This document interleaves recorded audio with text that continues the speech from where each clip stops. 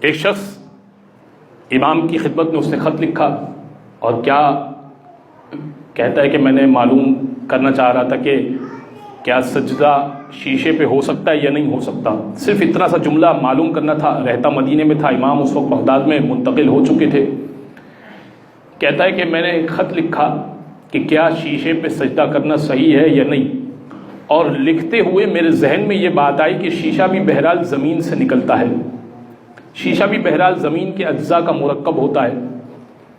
بات یہ ذہن میں آئی، سوال یہ پوچھا ہے کہ کیا شیشے پہ سجدہ ہو سکتا ہے یا نہیں.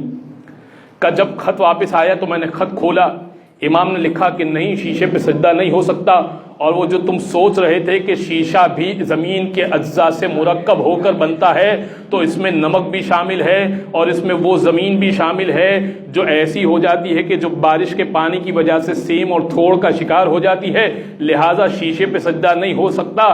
جو سوال تمہارے ذہن میں آیا کرے وہ مکمل پوچھ لیا کرو.